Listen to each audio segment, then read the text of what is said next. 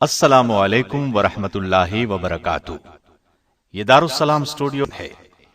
دارالسلام studio کی طرف سے جرنیل صحابہ کے سلسلے کی دوسری پیشکش سیدنا خالد بن ولید رضی اللہ عنہ پیش خدمت ہے۔ اس سلسلے کی پہلی کڑی تھی سیدنا ابو عبیدہ بن جراح رضی اللہ عنہ۔ دلچسپ ترین پیرائے میں ایک انوکھا تحفہ۔ یہ تحفہ اس لیے بھی افادیت کا حامل ہے کہ ہماری نوجوان نسل کو اپنے اسلامی سپہ سالاروں کے حالات سے بآسانی آگاہی ہو سکے گی۔ ایک عظیم جرنیل کی کہانی جس نے روم اور فارس کے ایوانوں میں لرزہ طاری کر دیا، جسے نبی اکرم صلی اللہ علیہ وسلم نے سیف اللہ کا خطاب دیا۔ تو آئیے سنتے ہیں سیدنا خالد بن ولید رضی اللہ عنہ۔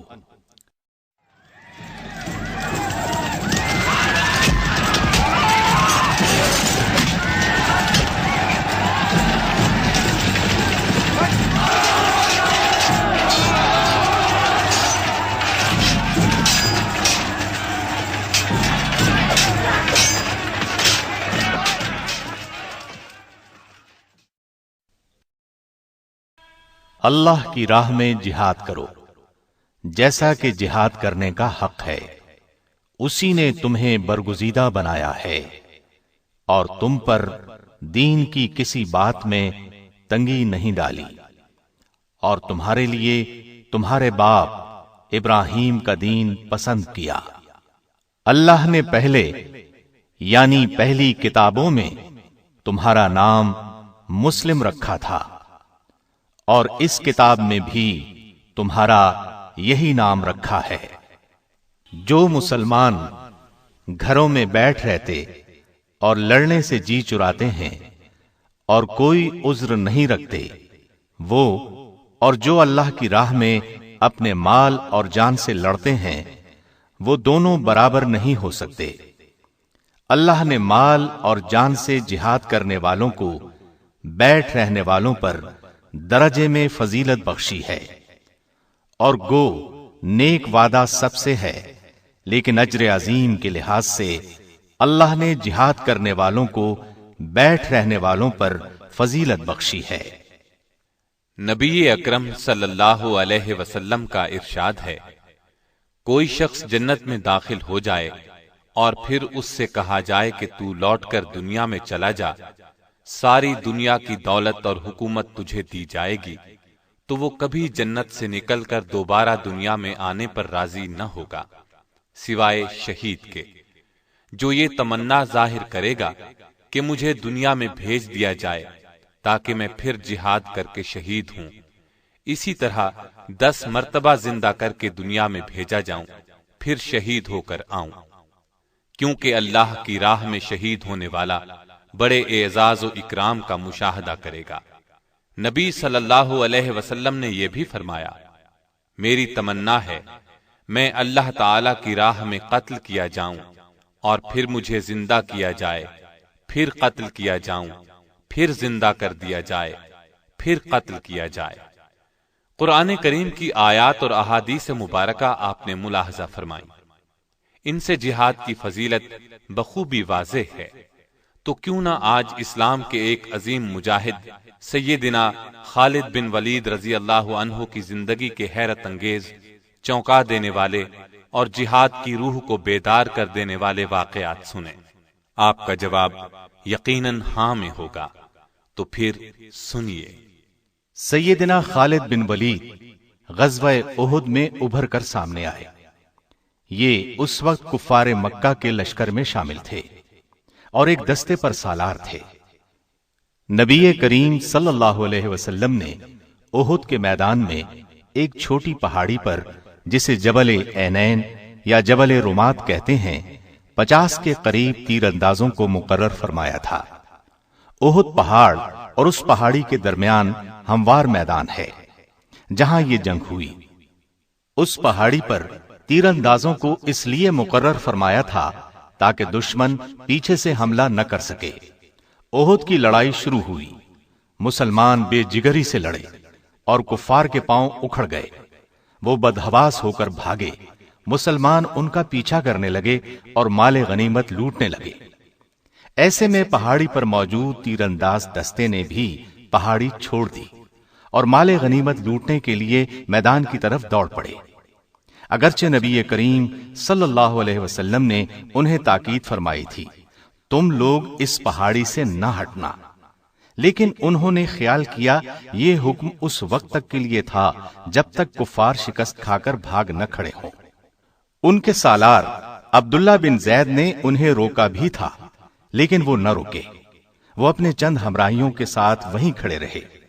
ادھر بھاگتے دشمنوں میں سے خالد بن ولید کی نظر اس پہاڑی پر پڑی۔ ان کی تیز نظر نے فوراً بھانپ لیا کہ اس طرف سے مسلمان غافل ہیں اور ان پر دوبارہ حملہ کیا جا سکتا ہے۔ پس وہ اپنے دستے کے ساتھ مسلمانوں پر ٹوٹ پڑے اور اس طرح غزوہ احد میں دردناک صورتحال پیش آئی۔ یہ خالد بن ولید کی جنگی صلاحیت تھی جس نے مسلمانوں کے پاؤں اکھاڑ دیے۔ گویا اسلام لانے سے پہلے بھی یہ اپنی صلاحیتوں کا لوہا منوا چکے تھے۔ اسلام نے ان کی شخصیت میں جو جلا پیدا کی، اب اس کا حال سنیے۔ اپنے اسلام لانے کا واقعہ خود انہی کی زبانی سنیے۔ فرماتے ہیں، خالد بن ولید فرماتے ہیں، اسلام قبول کرنے سے پہلے میں قریب ہر مارکے میں رسول اللہ صلی اللہ علیہ وسلم کے مقابلے میں خم ٹھونک کر آیا، لیکن ہر مرتبہ آپ کا رعب اور دبدبہ میرے دل پر طاری ہوا، یہاں تک کہ اللہ تعالی نے میرے دل میں اسلام کی محبت پیدا کر دی۔ ایک مرتبہ رسول اللہ صلی اللہ علیہ وسلم اپنے صحابہ رضی اللہ عنہم کو میدان جنگ میں ظہر کی نماز پڑھا رہے تھے۔ میں نے دل میں سوچا یہ بہت اچھا موقع ہے، اس وقت حملہ کر دیا جائے تو مسلمانوں کو زبردست نقصان پہنچایا جا سکتا ہے، لیکن حوصلہ نہیں پڑ رہا تھا۔ مجھے یوں لگا جیسے کوئی غیبی طاقت مجھے روک رہی ہے۔ پھر نبی صلی اللہ علیہ وسلم نے اسی میدان میں عصر کی نماز پڑھائی۔ ایک بار پھر سوچا حملہ کروں، لیکن قدم آگے نہ بڑھے۔ اس وقت میں نے جان لیا پردہ غیب سے ان کی مدد ہو رہی ہے۔ یہ یقیناً خطہ عرب بلکہ پوری دنیا پر غالب آئیں گے۔ جب مکہ فتح ہو گیا اور نبی صلی اللہ علیہ وسلم مدینہ واپس تشریف لے گئے تو اس وقت میں اپنے بارے میں سوچنے لگا، اب میں کیا کروں؟ کہاں جاؤں؟ حبشہ چلا جاؤں یا شاہ ہرقل کے پاس چلا جاؤں؟ اپنا آبائی مذہب چھوڑ کر یہودی ہو جاؤں یا عیسائیت اختیار کر لوں؟ یا کسی عجمی ملک کی راہ لوں یا اپنے گھر میں بیٹھ رہوں؟ غرض طرح طرح کے سوال ذہن میں آ رہے تھے۔ انہی خیالات میں گم تھا کہ مجھے اپنے بھائی کا خط ملا۔ اس نے لکھا تھا، پیارے بھائی، میرے آقا نبی صلی اللہ علیہ وسلم نے ایک دن مجھ سے آپ کے بارے میں پوچھا تھا کہ خالد کہاں ہے؟ تو میں نے عرض کیا کہ اے اللہ کے رسول صلی اللہ علیہ وسلم، ایک دن میں خالد کو ضرور آپ کی خدمت میں لے آؤں گا۔ یہ ہو نہیں سکتا کہ میرا ذہین اور فہیم بھائی اسلام جیسی نعمت سے محروم رہ جائے۔ میں خط کے یہ الفاظ پڑھ کر جھوم اٹھا۔ آپ نے مجھے یاد فرمایا تھا۔ اسی دوران میں نے ایک گہری نیند میں خواب دیکھا۔ کیا دیکھتا ہوں، ایک تنگ و تاریک اور بے آب و گیاہ جگہ سے سرسبز، شاداب اور کھلے میدان کی طرف جا رہا ہوں۔ آنکھ کھلی تو دل میں ایک خوشگوار احساس پیدا ہوا اور میں نے مدینے جانے کا پختہ ارادہ کر لیا۔ ساتھ ہی میں نے خواہش کی کہ مدینے کی طرف جانے کے لیے کوئی ساتھی مل جائے۔ میں نے عثمان بن طلحہ رضی اللہ عنہ سے اپنے دلی ارادے کا ذکر کیا۔ وہ خوشی سے میرے ساتھ چلنے کے لیے تیار ہو گیا۔ آخر ہم روانہ ہوئے۔ دوران سفر عمرو بن عاص رضی اللہ عنہ ملے۔ انہوں نے مجھ سے پوچھا، کہاں جا رہے ہو؟ میں نے بتایا، اسلام کی کشش مجھے مدینے کی طرف کھینچے لے جا رہی ہے۔ پھر میں نے ان سے پوچھا، اور آپ کا ارادہ کہاں کا ہے؟ انہوں نے کہا، یہی جذبہ لے کر میں گھر سے نکلا ہوں۔ اب ہم تینوں ایک ساتھ چل پڑے۔ یکم سفر 8 ہجری کو مدینہ طیبہ میں نبی صلی اللہ علیہ وسلم کی خدمت میں حاضر ہوئے۔ میں نے نہایت ادب اور احترام سے آپ کو سلام کیا۔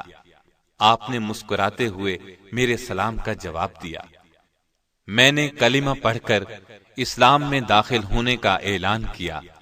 اس پر رسول اللہ صلی اللہ علیہ وسلم نے فرمایا، خالد، تمہاری دانش اور فہم و فراست کی بنا پر مجھے امید تھی کہ تم ایک دن ضرور اسلام قبول کر لوگے۔ میں نے نبی صلی اللہ علیہ وسلم کے ہاتھ پر بیعت کرتے ہوئے عرض کی، اے اللہ کے رسول، میرے لیے اللہ تعالی سے دعا کریں۔ میں لوگوں کو تلوار کے ذریعے اسلام سے روکتا رہا ہوں اور مسلمانوں کے لیے طرح طرح کی مشکلات پیدا کرتا رہا ہوں۔ نبی صلی اللہ علیہ وسلم نے میری پریشانی دیکھ کر فرمایا، گھبراؤ نہیں خالد، اسلام قبول کرنے سے دور جاہلیت کے تمام گناہ خود بخود مٹ جاتے ہیں۔ میں نے عرض کیا، اس کے باوجود میری درخواست ہے، آپ میرے حق میں ضرور دعا کریں۔ چنانچہ نبی صلی اللہ علیہ وسلم نے میرے لیے دعا فرمائی، الہی خالد بن ولید کو بخش دے، الہی خالد بن ولید پر رحم فرما، الہی اس کی جملہ خطائیں معاف فرما، بلا شبہ تو بخشنے والا مہربان ہے۔ خالد بن ولید فرماتے ہیں، میں نے اپنا خواب ابو بکر رضی اللہ عنہ کو سنایا تو انہوں نے تعبیر بیان کرتے ہوئے فرمایا، تنگ و تاریک جگہ سے مراد کفر و شرک کی زندگی ہے اور سرسبز شاداب میدان سے مراد اسلام ہے۔ اللہ تعالی آپ کو کفر کی تاریکیوں سے اسلام کے وسیع اور روشن میدان کی طرف لے آیا ہے۔ اسلام قبول کرنا آپ کو مبارک ہو۔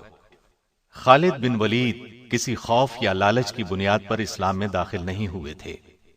نبی کریم صلی اللہ علیہ وسلم کی شخصیت نے انہیں متاثر کیا تھا۔ اسلام کی عظمت ان کے دل میں گھر کر گئی تھی۔ انہوں نے جب تک اسلام قبول نہیں کیا تھا اس وقت تک یہ مسلمانوں کے خطرناک دشمن تھے۔ غزوہ احد کی مثال ہمارے سامنے ہے، لیکن جب یہی جواں سال مرد میدان اسلام کے پرچم تلے آئے تو ہر موقع پر انہوں نے سچے دل اور خلوص نیت کے ساتھ اسلام کے لیے تن من اور دھن کی بازی لگائی۔ انہوں نے اپنی پوری زندگی حق کی خاطر لڑتے ہوئے گزاری۔ ان کی زندگی میں بعض بہت مشکل لمحات بھی آئے، لیکن ہر مرحلے پر انہوں نے خوف اور نا امیدی کو اپنے قریب نہیں آنے دیا۔ انہوں نے جنگی تاریخ میں ایسے کارنامے انجام دیے کہ دنیا دنگ رہ گئی۔ آپ کی جرت، شجاعت اور عظمت کا اعتراف دشمن نے بھی کیا ہے۔ جرمن فوج کے سپہ سالار سے جب پوچھا گیا آپ کی کامیابی کا راز کیا ہے تو اس نے فوراً کہا، میں میدان جنگ میں مسلم جرنیل خالد بن ولید کے طریقے اپناتا ہوں۔ اس میں کوئی شک نہیں کہ خالد بن ولید ایک مدبر سپہ سالار تھے۔ یہی وجہ تھی کہ قیصر و کسریٰ ان کے قدموں میں آ گرے۔ روم اور فارس کے جنگی وسائل ان کے راستے میں کوئی رکاوٹ نہ بن سکے۔ ابتدا سے لے کر آخر تک ہر مارکہ حق و باطل میں فتوحات نے ان کے قدم چومے اور شکست کسی بھی میدان میں ان کے نزدیک نہ پھٹک سکی۔ غزوہ موتا میں تو ان کے جوہر کھل کر سامنے آ گئے۔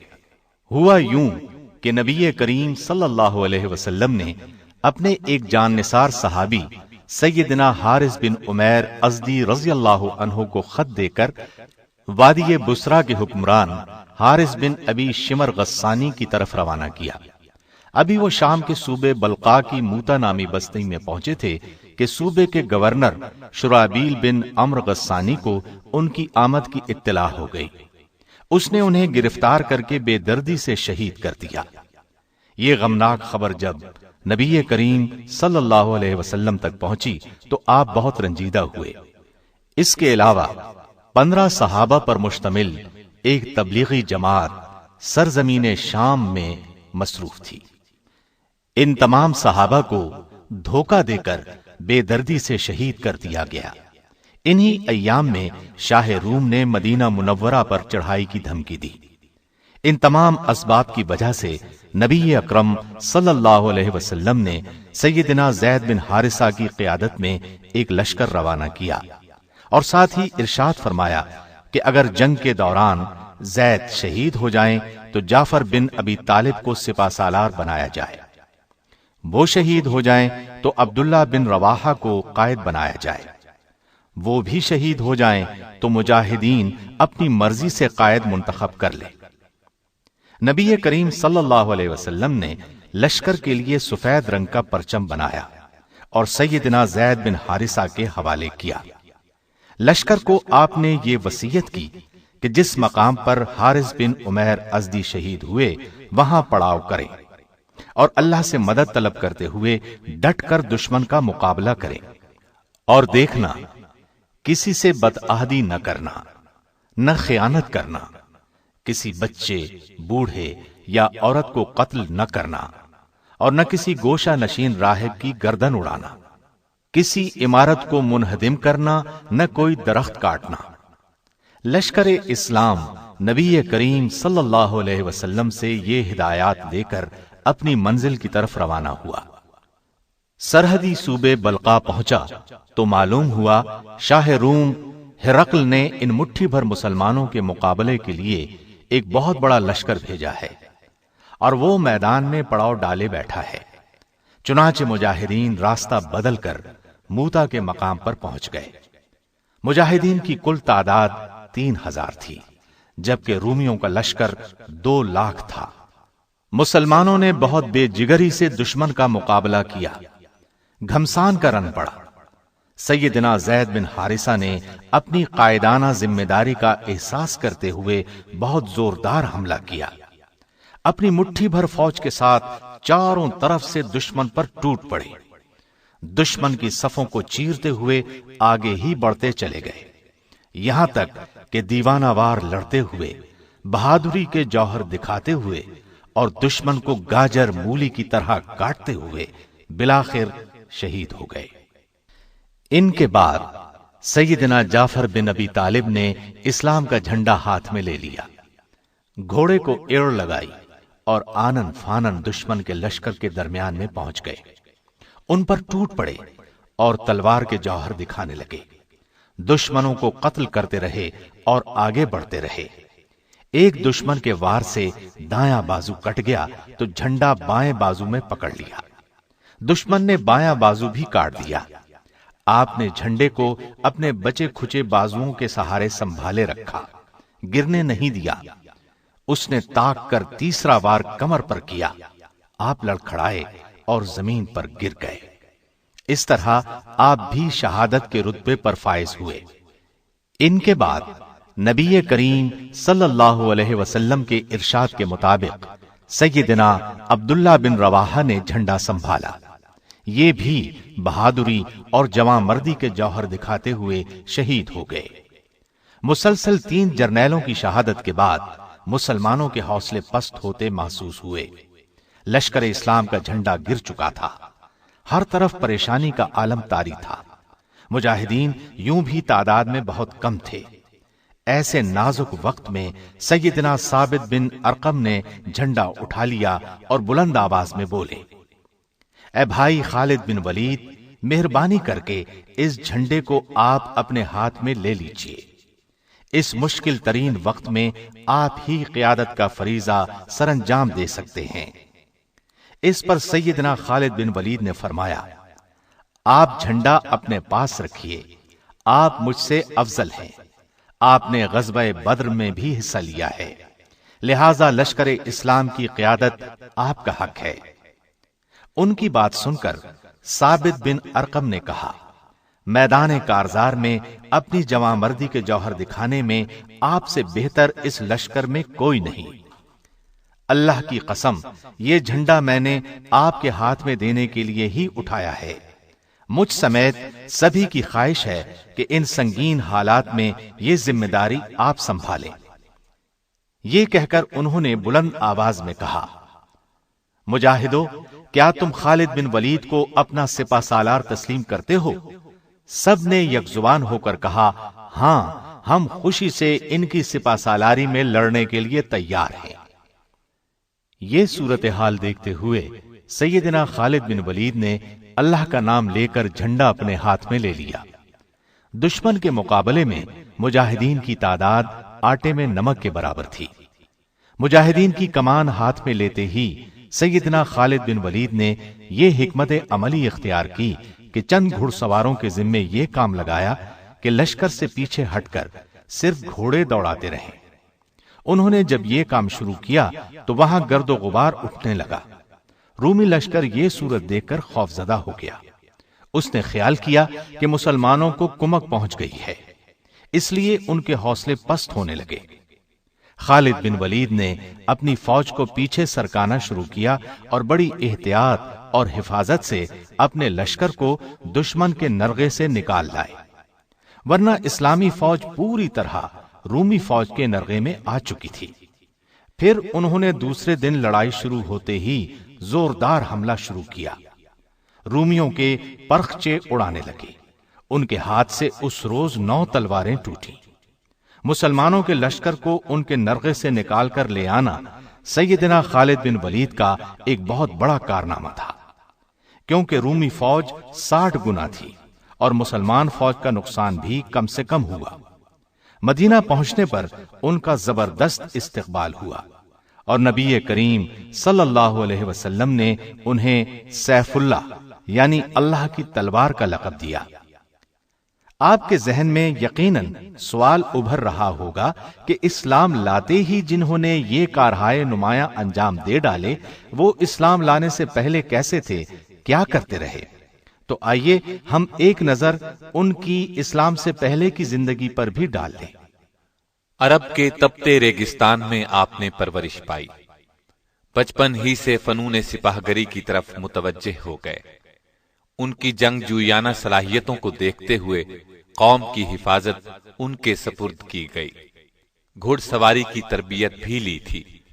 بلند مرتبت خاندان سے تعلق تھا۔ جوانی ہی میں طاقتور اور بہادر سپاہی شمار ہونے لگے، یہاں تک کہ پورے عرب میں مشہور ہو گئے۔ ایسے میں انہیں معلوم ہوا کہ قریش کے ایک نوجوان نے دعویٰ کیا ہے کہ اس پر اللہ کی طرف سے وحی آتی ہے۔ پھر انہوں نے رسول اللہ صلی اللہ علیہ وسلم کو لوگوں کو یہ دعوت دیتے ہوئے سنا، لوگو ایک اللہ کی عبادت کرو، پتھر کے بتوں کی پوجا چھوڑ دو۔ یہ دعوت سن کر خالد بن ولید نے محسوس کیا یہ دعوت تو ان کی قوم کے حق میں تباہ کن ثابت ہوگی۔ ان کی پوری قوم کی رائے یہی تھی، لہذا وہ کچھ اور سوچتے بھی کیسے؟ انہوں نے خیال کیا نیا دین تو ان کی سرداری کو ختم کر دے گا، لہذا وہ بھی قوم کے ساتھ اسلام کے خلاف ڈٹ گئے، دین کی اشاعت کو روکنے پر تل گئے۔ انہوں نے مسلمانوں کے خلاف کئی جنگوں میں حصہ لیا، انہیں بہت نقصان پہنچایا۔ اس کے باوجود انہیں یہ محسوس ہوتا رہتا تھا کہ قریش چاہے کچھ بھی کر لیں، اسلام کی دعوت کو روک نہیں سکیں گے۔ انہوں نے قریش کے ساتھ مل کر نبی صلی اللہ علیہ وسلم اور آپ کے صحابہ کو ستانے کا کوئی موقع ہاتھ سے نہ جانے دیا، مسلمانوں کا مکے میں رہنا ناممکن بنا دیا۔ آخر مسلمان مدینے ہجرت کر گئے۔ دین کے تحفظ کے لیے انہوں نے جوابی جنگ کی ٹھانی، چنانچہ غزوہ بدر کا معرکہ ہوا۔ قریش کے بہت سے سردار مسلمانوں کے ہاتھوں مارے گئے یا قیدی بنا لیے گئے۔ قریش کی اس ذلت آمیز شکست نے خالد بن ولید کو آگ بگولا کر دیا۔ وہ سوچ بھی نہیں سکتے تھے کہ مسلمان اتنی جلدی اس قدر مضبوط بھی ہو سکتے ہیں۔ اب اس وقت انہیں کیا معلوم تھا کہ مسلمانوں کے لیے اللہ تعالی نے آسمان سے مدد نازل فرمائی تھی۔ وہ مسلمانوں کے خلاف کوششوں میں سرگرم ہو گئے۔ بدر کی شکست کے بعد قریش نے فیصلہ کیا کہ مسلمانوں کے خلاف ایک اور جنگ لڑی جائے۔ اسلام کو مٹانے کے لیے 3000 کی فوج تیار کی۔ ساز و سامان سے اس فوج کو لیس کیا گیا اور ارد گرد کے قبائل سے مسلمانوں کے خلاف دشمنی کا معاہدہ کیا۔ اس کے بعد مدینے کی طرف روانہ ہوئے۔ احد کے مقام پر مسلمانوں سے سامنا ہوا، جن کی کل تعداد 700 تھی۔ اس لڑائی کا حال ہم بیان کر ہی چکے ہیں۔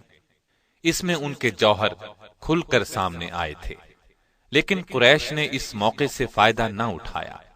اس طرح مسلمان پھر پاؤں جمانے کے قابل ہو گئے۔ یہ دیکھ کر خالد بن ولید نے تہیہ کر لیا تھا کہ عرب کے دوسرے قبیلوں کا تعاون حاصل کر کے مسلمانوں کی دعوت کا یکسر خاتمہ کر دیا جائے۔ چنانچہ انہوں نے عرب قبائل کے 10,000 افراد کا ایک بڑا لشکر جمع کیا۔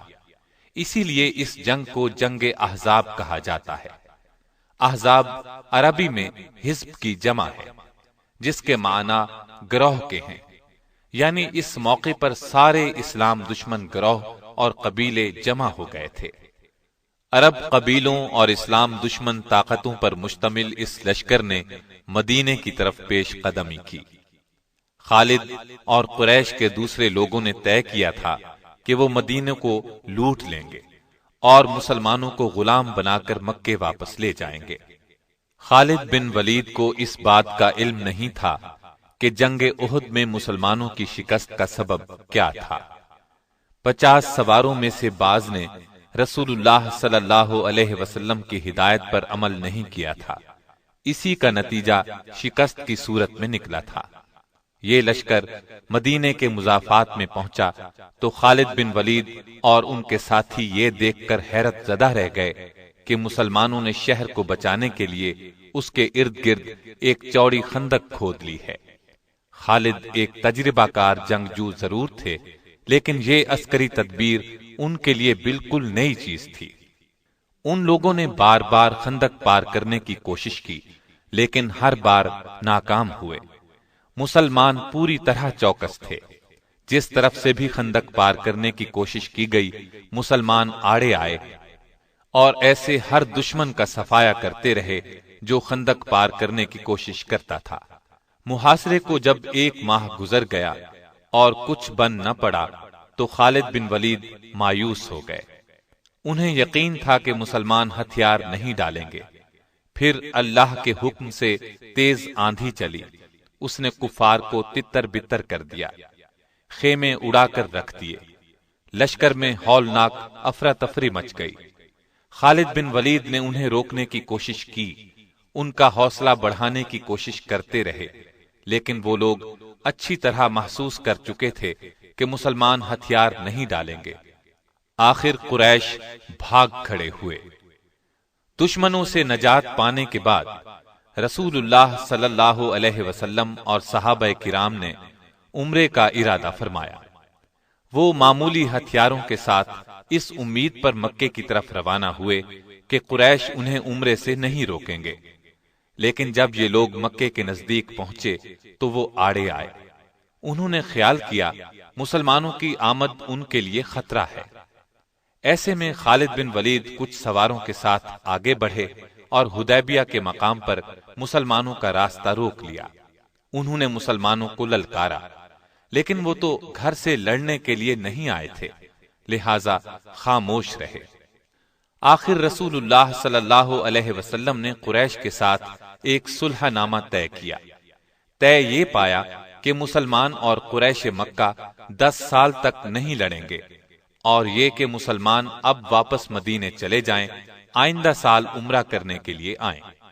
اس معاہدے کی کچھ اور شرائط بھی تھیں۔ بعض مسلمانوں کے خیال میں وہ شرائط پسندیدہ نہیں تھیں، مگر انہوں نے رسول اکرم صلی اللہ علیہ وسلم کے سامنے دم مارنے کی جرأت نہ کی۔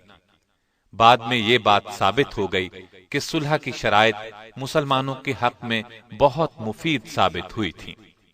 اس صلح نامے کو باقاعدہ تحریری شکل دی گئی۔ خالد بن ولید اس دوران میں مسلمانوں کی حرکات اور سکنات دیکھتے رہے۔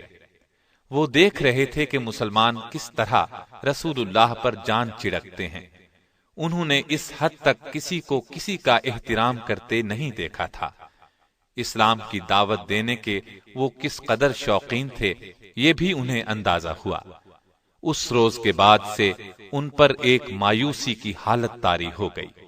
حقیقت یہ تھی کہ وہ اسلام کی سچائی کو پوری طرح محسوس کرنے لگے تھے، لیکن اعلانیہ یہ بات کہنے کا حوصلہ ابھی ان میں پیدا نہیں ہوا تھا۔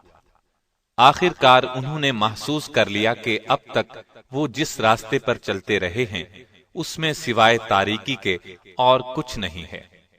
اسلام کی روشنی انہیں اپنے اندر جذب ہوتی محسوس ہوئی۔ اس طرح انہوں نے اسلام قبول کرنے کا فیصلہ کر لیا۔ ان کے اسلام لانے کی تفصیل ہم آپ کو سنا ہی چکے ہیں۔ اسلام لانے کے بعد خالد بن ولید اسلام کے سچے سپاہی بن گئے اور اسلام پر سختی سے کاربند ہو گئے۔ اسلام کے دفاع کے لیے ہر دم تیار رہتے تھے۔ نبی کریم صلی اللہ علیہ وسلم انہیں جہاں جانے کے لیے کہتے وہ فوراً حکم بجا لاتے، ایک لمحے کی بھی تاخیر نہ کرتے۔ اب اسلام تیزی سے پھیلنے لگا تھا۔ اس زمانے میں سیدنا خالد بن ولید رضی اللہ عنہ نے سب سے پہلی نمایاں کامیابی جنگ موتا میں حاصل کی۔ اس کا ذکر آپ سن چکے ہیں۔ اس واقعے کے بعد ان کی اصل مجاہدانہ زندگی کی ابتدا ہوئی۔ نبی کریم صلی اللہ علیہ وسلم نے قریش مکہ سے حدیبیہ کا معاہدہ کیا تھا۔ اس کی ایک شق یہ تھی کہ 10 سال تک دونوں فریق جنگ نہیں کریں گے، اور جو فریق معاہدے کی خلاف ورزی کرے گا اس کے خلاف جوابی کارروائی کی جائے گی۔ چنانچہ قریش نے معاہدے کی خلاف ورزی کی، مسلمانوں کے حلیف بنو خزاعہ پر حملہ کر دیا۔ اس کے بعد انہیں احساس ہوا کہ ان سے بڑی غلطی ہوئی، اس غلطی کے نتائج ان کے لیے تباہ کن ہوں گے، اس لیے انہوں نے مسلمانوں سے نئی شرائط طے کرنے کی کوشش کی، لیکن رسول کریم صلی اللہ علیہ وسلم نے ان کا عذر تسلیم نہ کیا اور ان کے مظالم کا خاتمہ کرنے کا عزم کر لیا۔ نبی کریم صلی اللہ علیہ وسلم 10,000 کے لشکر کے ساتھ مکے کی طرف روانہ ہوئے۔ سیدنا خالد بن ولید بھی اسلامی لشکر کے ایک حصے کے سالار تھے۔ نبی کریم صلی اللہ علیہ وسلم نے انہیں ہدایت کی کہ وہ معافی اور نرمی کا سلوک کریں، اس وقت تک خود حملہ نہ کریں جب تک ان پر حملہ نہ کیا جائے۔ خالد بن ولید اپنے دستے کے ساتھ مکے میں داخل ہوئے۔ وہ فوراً کعبے کی طرف بڑھے۔ کعبے میں مشرکین نے عبادت کے لیے ہر قسم کے بت رکھے ہوئے تھے۔ وہ نبی کریم صلی اللہ علیہ وسلم کے حکم پر ان بتوں کو توڑنے اور کعبے کے نواح سے بت پرستی کی نشانیاں مٹانے لگے، اور نبی کریم صلی اللہ علیہ وسلم نے مکے میں داخل ہو کر فرمایا، لوگو، آج کے دن تم آزاد ہو، تم میں سے کسی کو نقصان نہیں پہنچایا جائے گا۔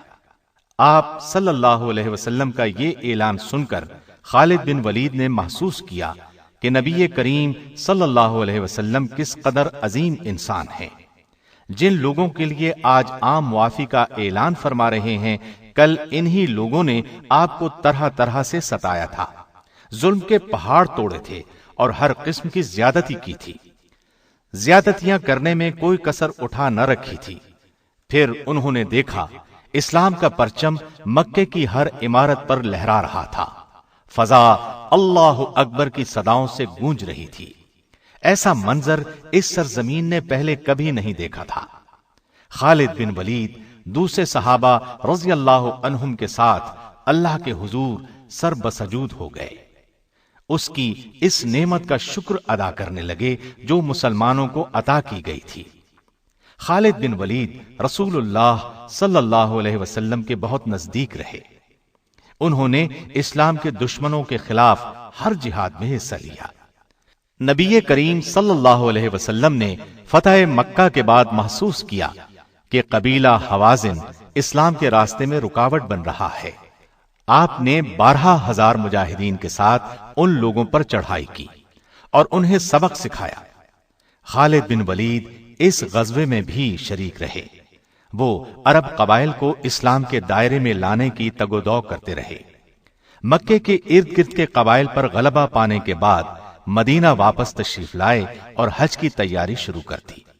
پھر نبی کریم صلی اللہ علیہ وسلم کی قیادت میں 1,00,000 سے زائد مسلمان حج ادا کرنے کے لیے مکے کی طرف روانہ ہوئے۔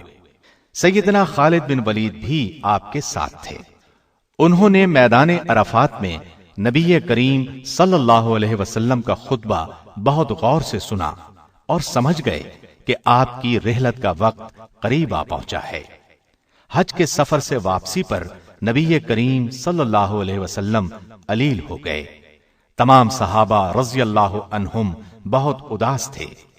انہیں اس بات کی گھبراہٹ تھی کہ کہیں رسول اکرم صلی اللہ علیہ وسلم رحلت نہ فرما جائیں، جبکہ نبی کریم صلی اللہ علیہ وسلم کی رہنمائی اور قیادت کی ابھی بہت ضرورت تھی۔ آخر کئی روز کی علالت کے بعد نبی کریم صلی اللہ علیہ وسلم دنیا سے رخصت ہو گئے۔ انا للہ و انا الیہ راجعون۔ صحابہ پر غم کا پہاڑ ٹوٹ پڑا۔ خالد بن ولید بھی دوسروں کی طرح بہت غمزدہ تھے۔ آخر کار سب نے یہ حقیقت تسلیم کر لی کہ ہر انسان کو ایک دن یہ عارضی زندگی چھوڑ کر دوسرے جہاں جانا ہے۔ نبی کریم صلی اللہ علیہ وسلم کے بعد سیدنا ابو بکر صدیق رضی اللہ عنہ کو خلیفہ منتخب کر لیا گیا۔ دوسری طرف عرب کے بعض قبائل مرتد ہو گئے۔ چند افراد نے جھوٹی نبوت کا دعویٰ کر دیا۔ انہوں نے مدینے کی مرکزی حکومت کے خلاف ایک فتنہ کھڑا کر دیا۔ خلیفہ اول سیدنا ابو بکر نے مرتدوں کو سبق سکھانے کا فیصلہ فرمایا۔ ان سے مقابلے کے لیے ایک فوج تیار کی۔ طلیحہ بن خویلد وہ ناہنجار شخص تھا جس نے نبی کریم صلی اللہ علیہ وسلم کے بیمار ہونے کی خبر سنتے ہی نبوت کا دعویٰ کر دیا تھا۔ سیدنا ابو بکر صدیق نے خالد بن ولید کو پہلے اس کی طرف روانہ کیا۔ آپ منزل پر پہنچے اور طلیحہ اور اس کے پیروکاروں کو شکست فاش دی۔ خالد بن ولید اس کے بعد مدینہ طیبہ پہنچے۔ صدیق اکبر نے مہاجرین اور انصار کے ایک لشکر کو ان کی قیادت میں دیا اور مسیلمہ کذاب کے مقابلے میں روانہ کیا۔ یہ بھی جھوٹی نبوت کا دعوے دار تھا اور اس نے اپنے گرد بے شمار مرتد جمع کر لیے تھے، گویا ایک لشکر اس کے ساتھ تھا۔ سیدنا خالد بن ولید سے پہلے اکرمہ بن ابی جہل اور شرابیل بن حسنہ کی فوج مسیلمہ سے شکست کھا چکی تھی۔ مسیلمہ کو خالد بن ولید کی آمد کا پتہ چلا تو وہ ان کے مقابلے میں 40,000 کا لشکر لے کر میدان میں آیا۔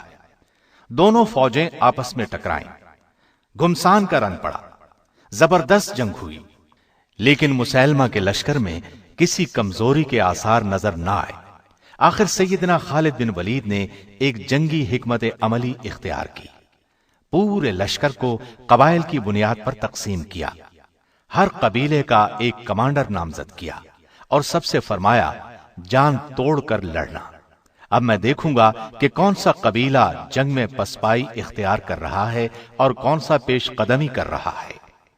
اس طرح ہر قبیلے نے بے جگری سے مقابلہ کیا۔ اس طرح مسیلمہ کی فوج کے پاؤں اکھڑ گئے۔ وہ پسپا ہوتے ہوتے ایک باغ میں داخل ہو گیا۔ باغ کے گرد مضبوط چار دیواری تھی۔ اندر داخل ہوتے ہی مرتدوں نے باغ کا دروازہ بند کر لیا۔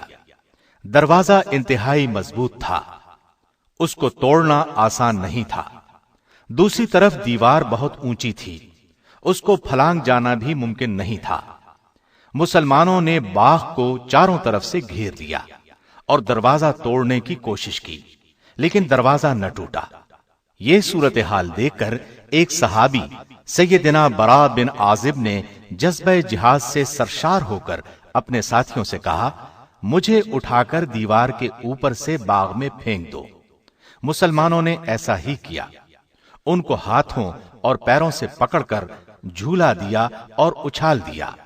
یہ دیوار کے اوپر سے ہوتے ہوئے عین دروازے کے دوسری طرف باغ کے اندر گرے۔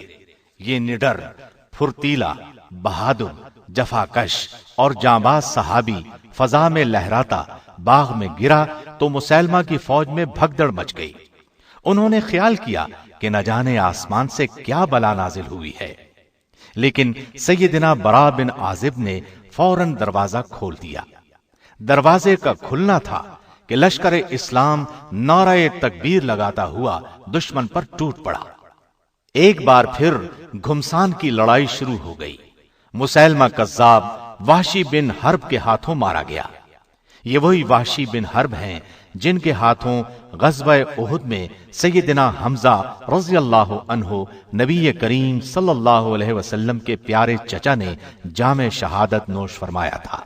اس کے بعد یہ وحشی بن حرب مسلمان ہو گئے تھے، اور آج ان کے ہاتھوں اسلام کا یہ بدترین دشمن اپنے انجام کو پہنچا۔ اس کے علاوہ اس کی فوج کے قریباً 1000 افراد بھی مارے گئے۔ باغ کے اندر ہر طرف لاشیں دکھائی دے رہی تھیں۔ اس کے بعد اس باغ کا نام حدیقۃ الموت یعنی موت کا باغیچہ مشہور ہو گیا۔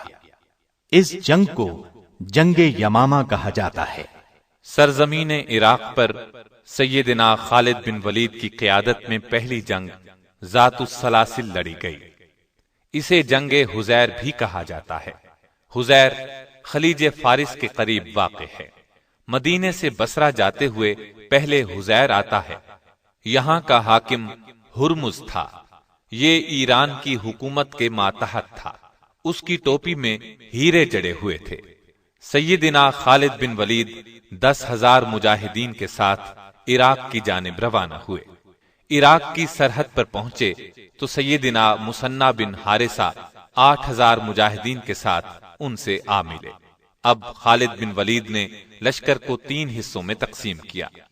ایک حصے کا سالار مثنی بن حارثہ کو، دوسرے کا عدی بن حاتم کو مقرر کیا، تیسرے حصے کی قیادت خود اپنے ہاتھ میں لی۔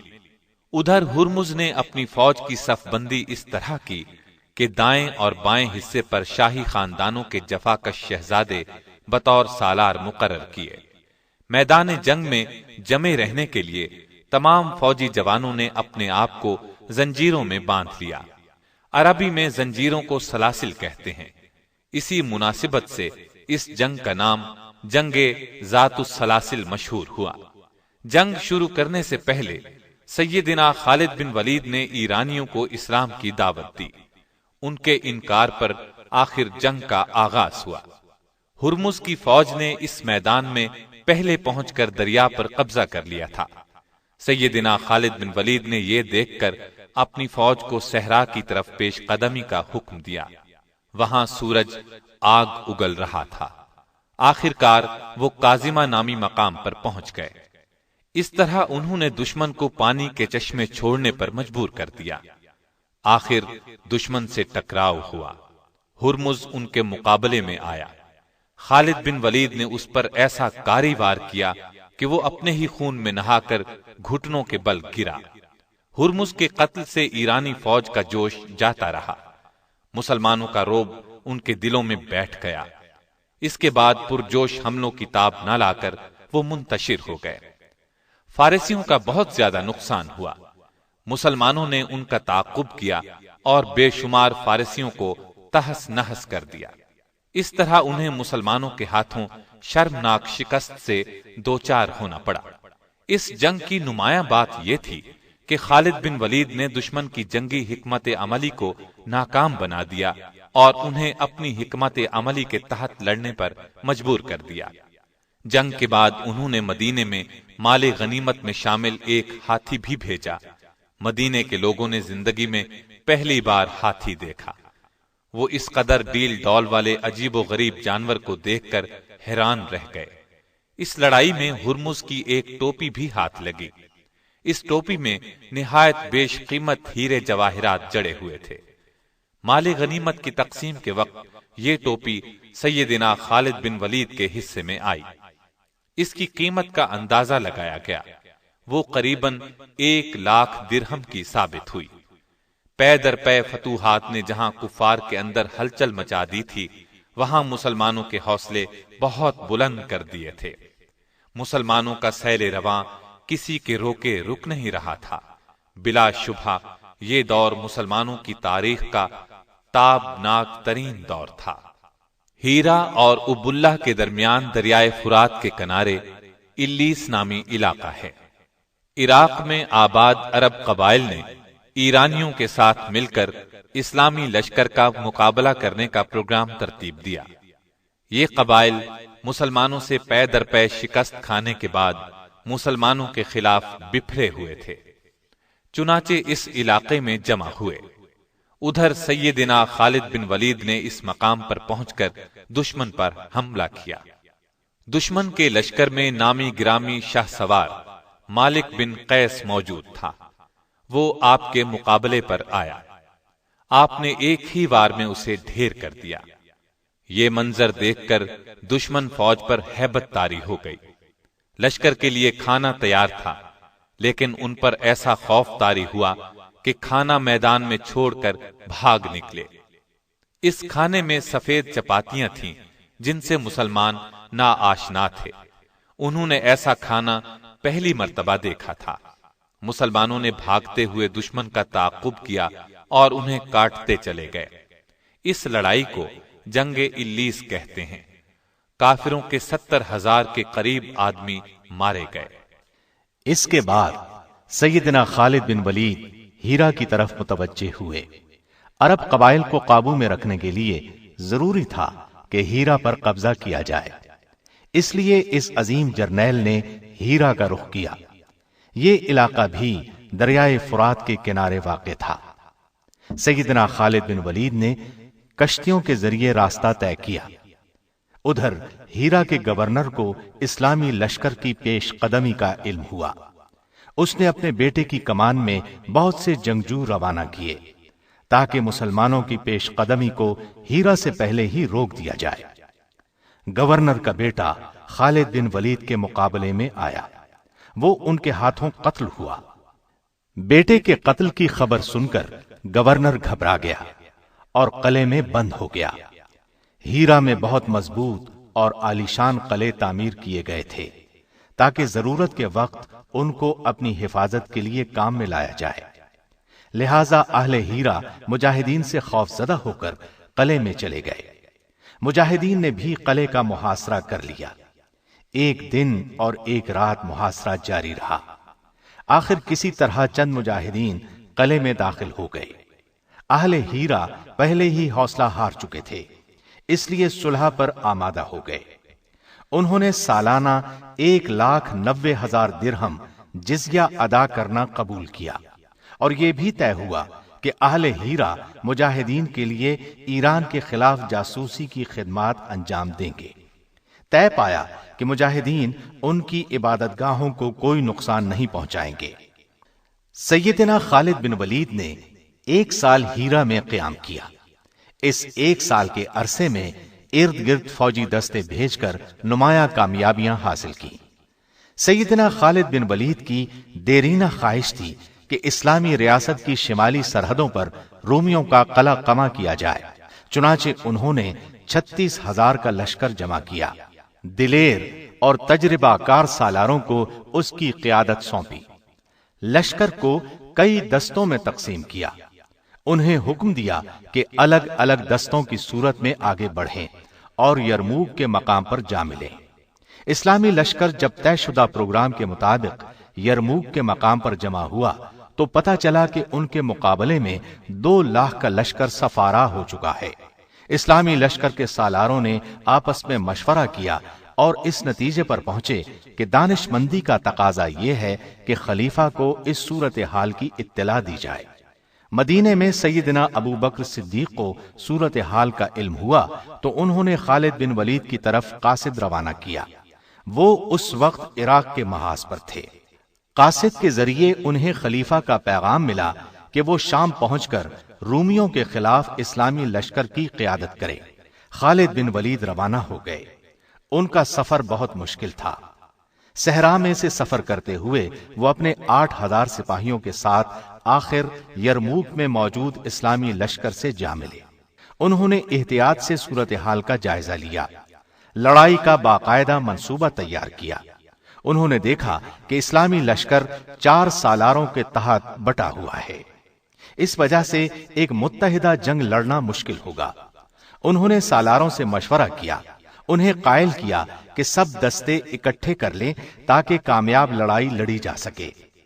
اس وقت انہوں نے فوج کے سامنے یہ تقریر کی: ہمارا آج کا دن اللہ کے لیے وقف ہے، دشمن پر فخر یا غصے کے اظہار کا کوئی فائدہ نہیں ہوگا۔ اخلاص کے ساتھ اس جہاد میں حصہ لو اور اللہ کی خوشنودی کے حقدار بن جاؤ۔ اپنے ساتھیوں سے انہوں نے یہ درخواست کی کہ پہلے روز فوج کی کمان انہیں سنبھالنے دی جائے۔ سب سالار ان کی کمان پر رضامند ہو گئے۔ جنگ شروع ہونے سے پہلے رومی سالار حامان نے خالد بن ولید سے ملاقات کی خواہش ظاہر کی۔ وہ ملاقات کے لیے تیار ہو گئے۔ حامان نے ان سے کہا، ہمارے علم میں یہ بات آئی ہے کہ تم غربت کی وجہ سے اپنے ملک سے نکل آئے ہو۔ تم چاہو تو میں تم میں سے ہر ایک کو 10 دینار کپڑے اور خوراک دے سکتا ہوں، شرط یہ ہے کہ اپنے ملک میں واپس چلے جاؤ۔ اگلے سال بھی میں تمہیں اسی قدر انعام دوں گا۔ اس کی بات سن کر خالد بن ولید نے کہا، یہ غربت نہیں جو ہمیں یہاں لائی ہے، بلکہ ہم تو تمہارا خون پینا چاہتے ہیں۔ ہمیں بتایا گیا ہے کہ تمہارا خون لذیذ ترین ہے۔ یہ کہہ کر خالد بن ولید اپنی فوج میں واپس آئے۔ انہوں نے میدان جنگ کا جائزہ لیا اور رومیوں کے لشکر جرار کا مقابلہ کرنے کے لیے اپنی فوج کو دستوں میں تقسیم کر کے صف بندی کی۔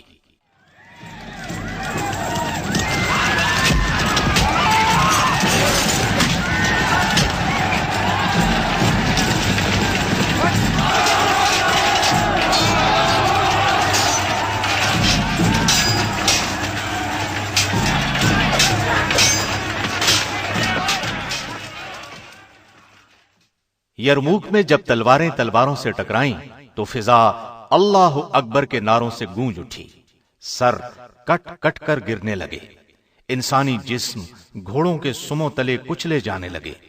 دونوں فوجیں سارا دن لڑتی رہیں، شام کو اپنے پڑاؤ میں چلی گئیں۔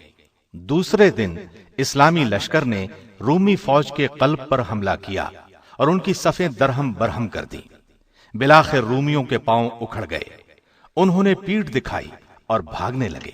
مسلمانوں نے تعاقب کیا اور انہیں گاجر مولی کی طرح کاٹتے چلے گئے۔ بہت دور تک پیچھا کرنے کے بعد لوٹے۔ رومیوں کا بے پناہ نقصان ہوا، رسوائی الگ پلے پڑی۔ یہ بات بھی نہیں کہ خالد بن ولید صرف ایک جنگجو تھے، وہ اسلام کی عظمت کا ایک نشان بھی تھے۔ سچے مسلمان تھے، صرف اللہ کی رضا کے لیے ہر کام کرتے تھے۔ ان کی زندگی میں ایک نازک لمحہ آیا تھا، لیکن وہ اس وقت بھی ایک کھرے مسلمان ہی ثابت ہوئے۔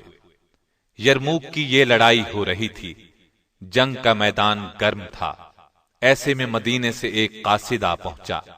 اس نے لشکر میں موجود سیدنا ابو عبیدہ بن جراح کو خبر دی کہ رسول اللہ صلی اللہ علیہ وسلم کے خلیفہ ابو بکر صدیق رضی اللہ عنہ انتقال کر گئے ہیں اور سیدنا عمر بن خطاب مسلمانوں کے خلیفہ منتخب ہوئے ہیں۔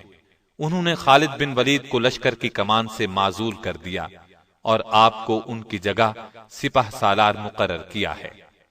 سیدنا ابو عبیدہ نے خط اس وقت تک خفیہ رکھا جب تک کہ جنگ ختم نہ ہو گئی۔ جنگ کے ختم ہونے پر وہ سپہ سالار کے پاس گئے، وہ خط انہیں دیا۔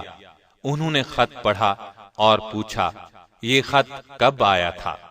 ابو عبیدہ نے انہیں بتایا کہ یہ خط انہیں اس وقت ملا تھا جب جنگ عروج پر تھی۔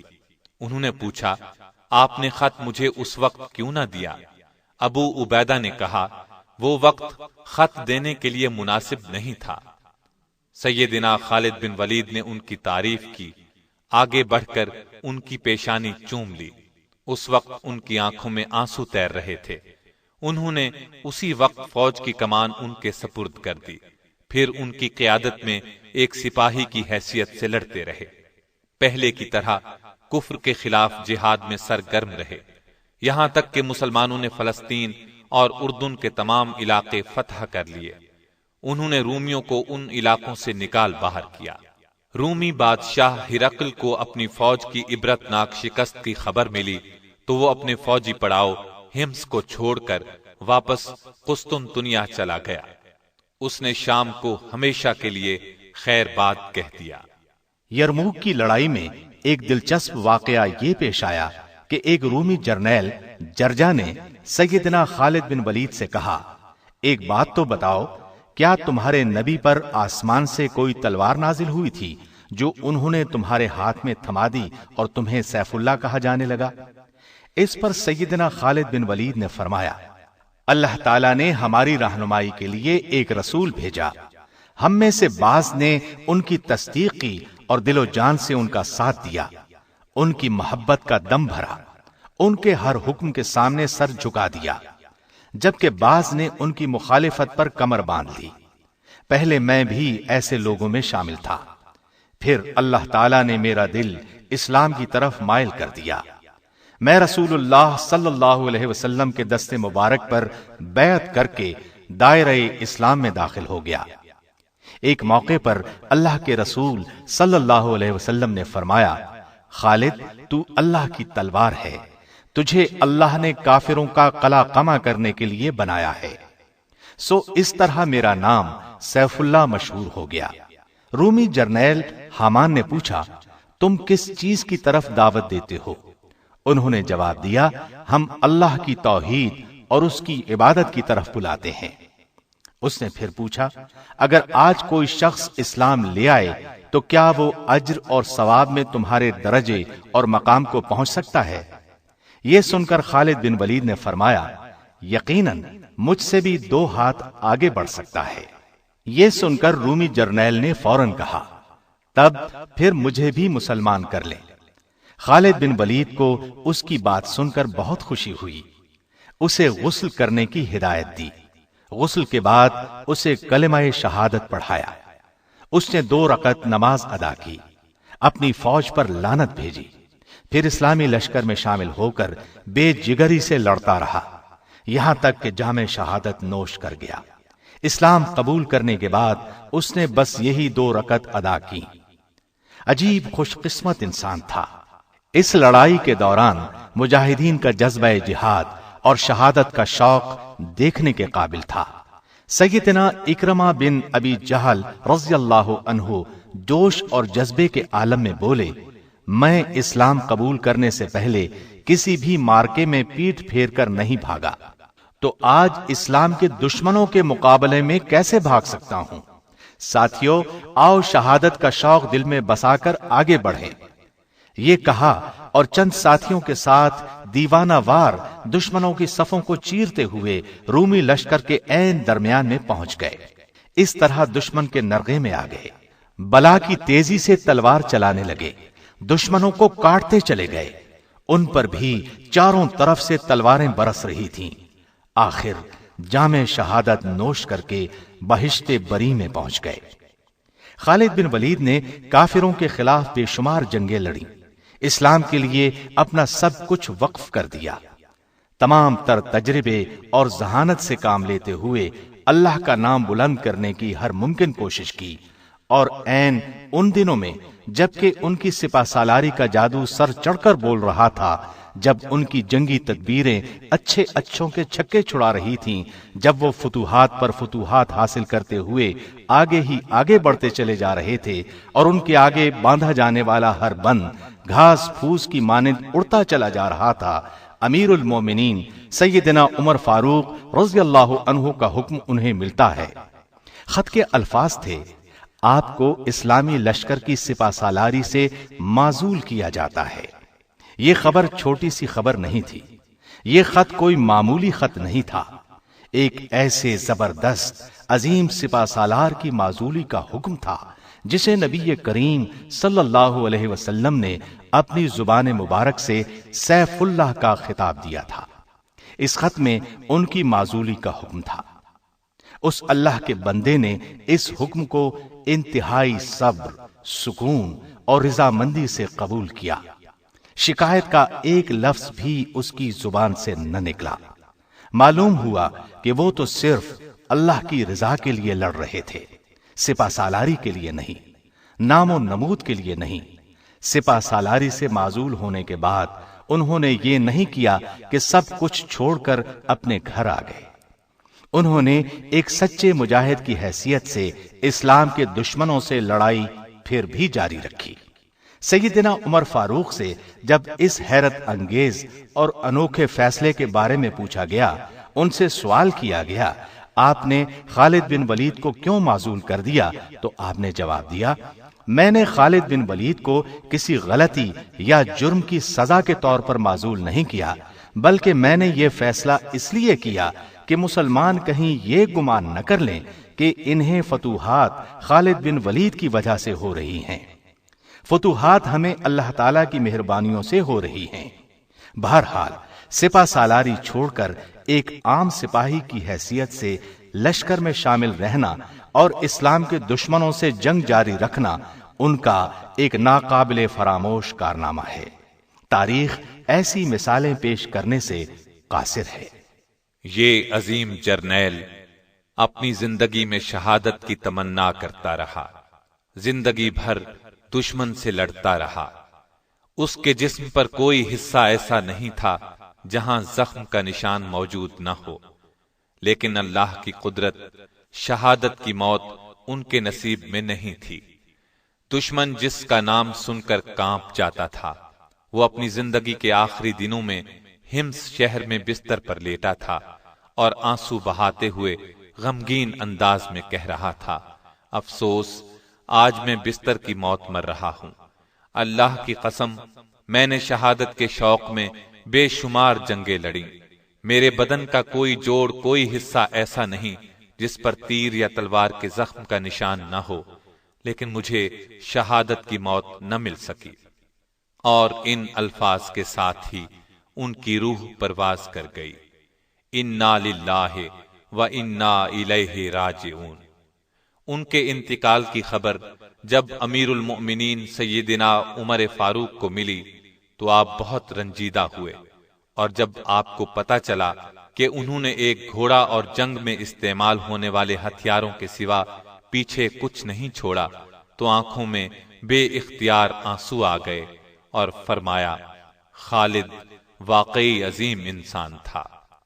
ان کا جنازہ اٹھایا گیا تو والدہ نے غم میں ڈوبے ہوئے لہجے میں کہا، میرے بچے، تو بلا شبہ ہزاروں میں ایک تھا، شیر سے بڑھ کر دلیر تھا اور دریا سے بڑھ کر سخی تھا۔